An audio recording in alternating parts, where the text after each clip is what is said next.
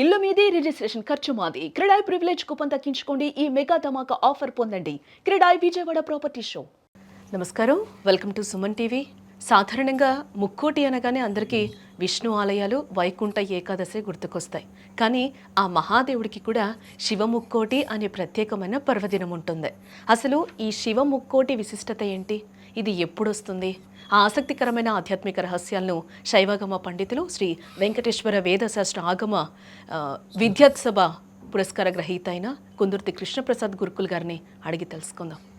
నమస్కారం అండి. నమస్కారం. నేను ముందు చెప్పినట్టు మనం వైకుంఠ ఏకాదశి కావచ్చు, అంటే ఈ ధనుర్మాసంలో మనం ఎక్కువగా వెంకటేశ్వరుని ఆరాధిస్తూ ఉంటాము. అలాగే మనం ముక్కోటి ఏకాదశులు లాంటివి మనం చూస్తూనే ఉంటాం, సంవత్సరం మొత్తంలో కూడా చాలా వస్తూ ఉంటాయి. కానీ ఇప్పుడు మనం శివ ముక్కోటి అంటే ఏంటి, ఎప్పుడు వస్తుంది, దీన్ని ఎలా తెలుసుకోవాలంటారు? ప్రకారంగా మనం గమనించినట్లయితే చంద్రుడి యొక్క గమనాన్ని ఆధారం చేసుకుని జ్యోతిష్య శాస్త్రం అంతా కూడా చెప్పడం జరుగుతూ ఉంటుంది. మనకి తారాబలం చంద్రబలం తదేవ అంటారు. చంద్రుడి యొక్క బలం అనేటువంటిది ఖచ్చితమైనటువంటిది అనేటువంటి విషయాన్ని మానవాది జీవులందరికీ కూడా ఉద్ధరింప చేయడానికి ఏర్పడినటువంటిది చంద్రబలము అని మనం చెప్తాం. అలాగే ఈ పర్వదినములు, పండుగలు ఇవన్నీ కూడా ఎలా ఏర్పరచాలి అనేటువంటి విషయాన్ని సూర్యుడి యొక్క గమనాన్ని ఆధారంగా చేసుకుని, సూర్యగమనాన్ని ఆధారంగా చేసుకుని ఈ యొక్క పర్వదినాలు అనేటువంటివి, సంక్రమణములు అనేటువంటిది ఏర్పరుస్తూ ఉంటుందన్నమాట. సూర్యుడు ధనస్సు రాశిలోకి ప్రవేశించినప్పుడు ధనుర్మాసము అనేటువంటిది ఏర్పడి ఉంటుంది. ఈ ధనుర్మాసములో వచ్చేటువంటి ఆరుద్ర నక్షత్రము అనేటువంటి నక్షత్రము రోజున శివముక్కోటి అనేటువంటి నామంతో ఆ రోజున విశేషంగా పిలవడం, విశేషంగా శివుడికి అభిషేకం చేయడం లాంటివి మనం చేస్తూ ఉంటాం.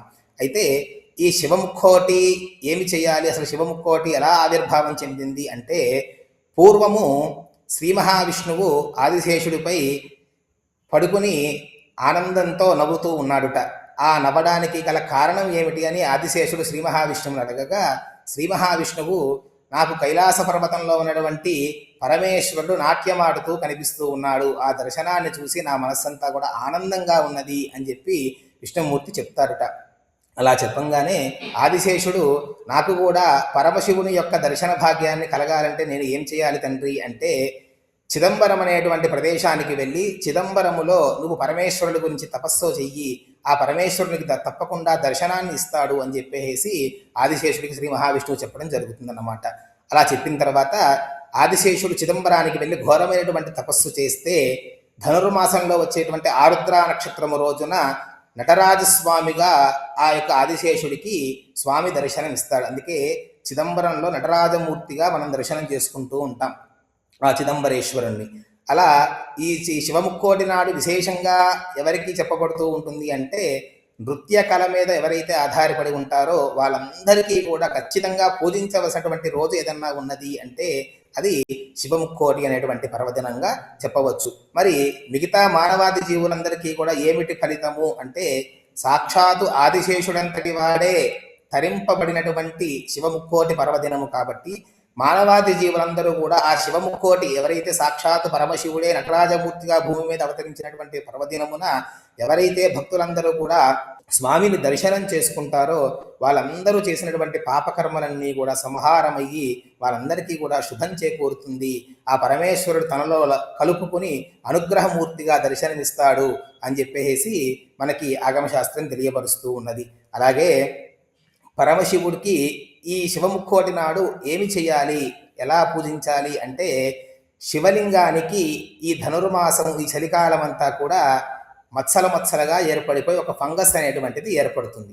దానిని మలిన దోషము అంటాం.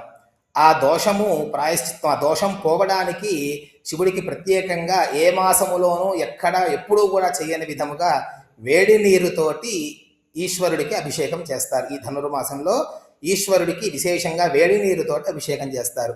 అలాగే వేడి నీరుతో పాటుగా కృష్ణ చందనము అంటే ఎర్ర చందనము అనేటువంటిది ఏదైతే ఉందో, ఆ ఎర్ర చందనం కాకుండా నల్లగా ఉండేటువంటి చందనం కూడా ఒకటి ఉంటుంది. ఆ నల్ల చందనాన్ని స్వామికి అలంకారము, అభిషేకము చేయడం అనేటువంటిది విశేషమైనటువంటి ఫలితాన్ని ఇస్తుంది అని చెప్పేసి మనకి ఆగమశాస్త్రంలో తెలియపరుస్తూ ఉన్నది.